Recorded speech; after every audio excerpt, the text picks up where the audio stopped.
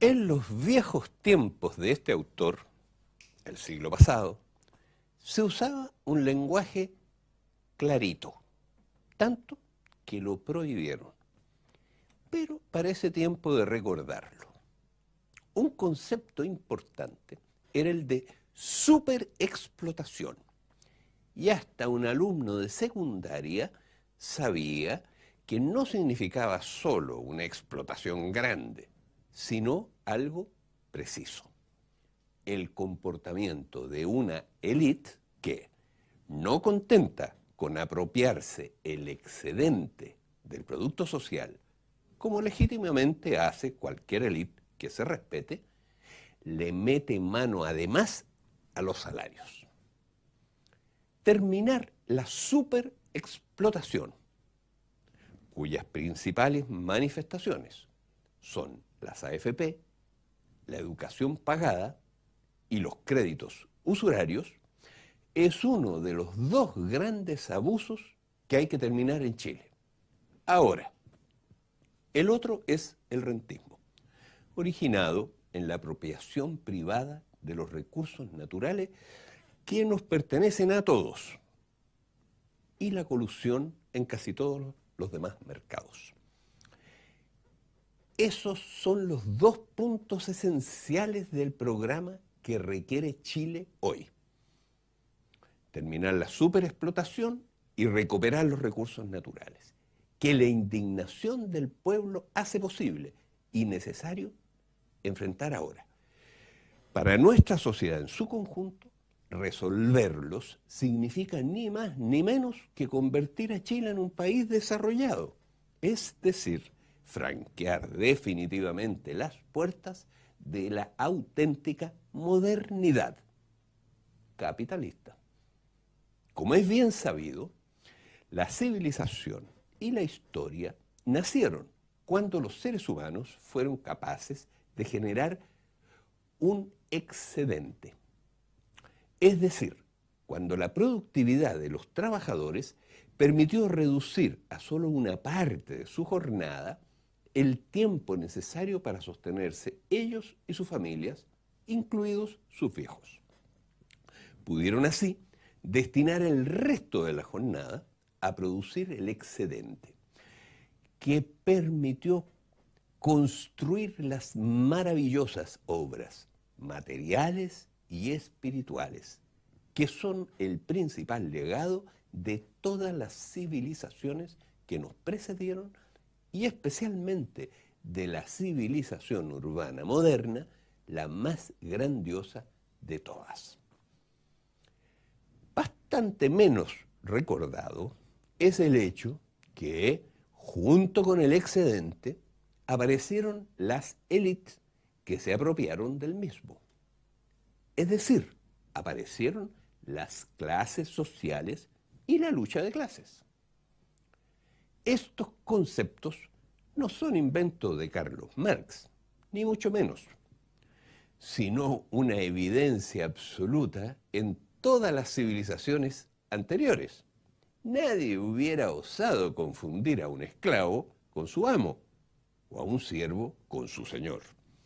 Y los segundos, menos que cualquiera.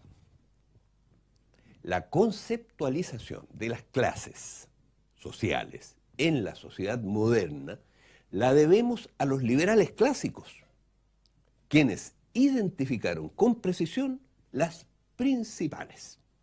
Ellos dijeron que en la sociedad moderna había tres clases sociales principales: obreros, capitalistas y rentistas, quienes viven principalmente de salarios, ganancias y renta de los recursos naturales, respectivamente. Las élites surgieron siempre de modo legítimo, a partir de quienes, en cada época, han sido responsables de organizar y dirigir la producción social, fuera como dueños de esclavos, dueños de la tierra en las sociedades premodernas o como dueños del capital en la sociedad contemporánea. Sin embargo, Dicha legitimidad siempre se ha fundado en el estricto cumplimiento por parte de las élites de ciertas normas éticas. Es lo que se conoce como el pacto social.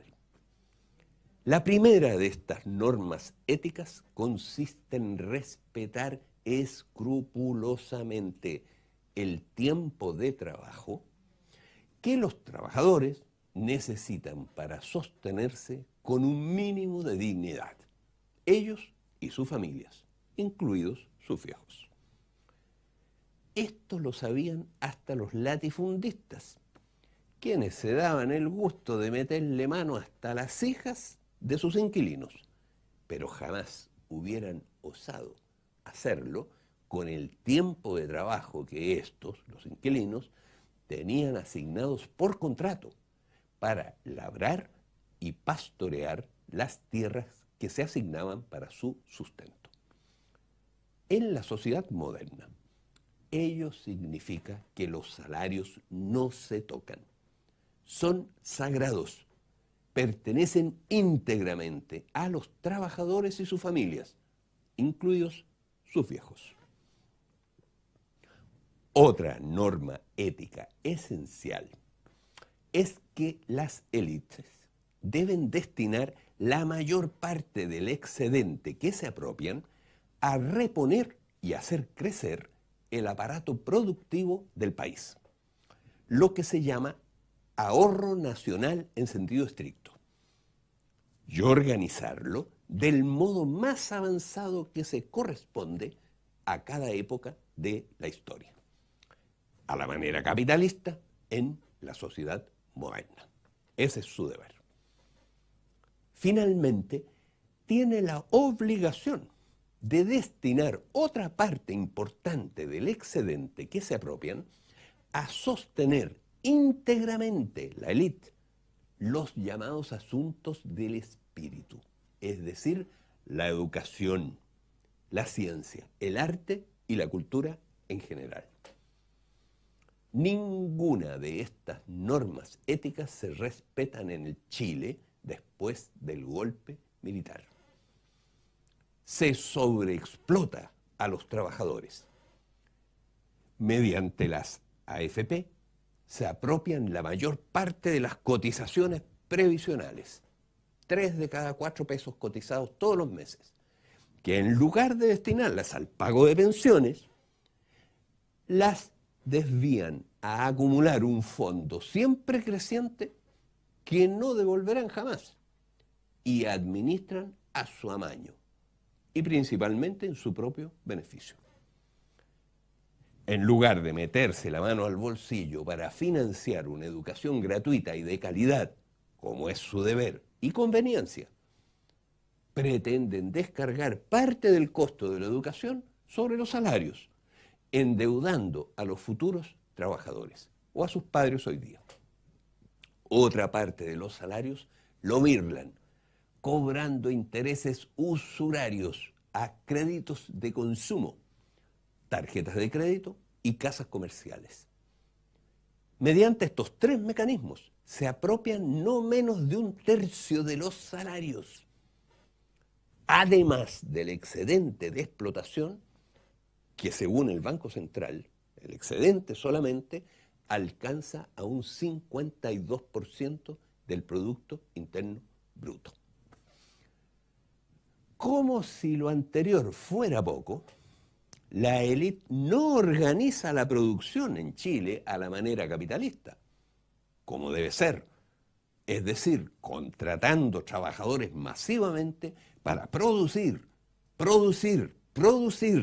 bienes y servicios que se venden en el mercado en condiciones competitivas.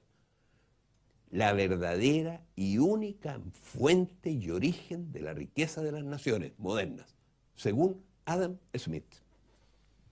La élite chilena, en cambio, obtiene la mayor parte de sus ingresos de la renta de los recursos naturales del país que se han apropiado íntegramente y a perpetuidad sin pagar un peso.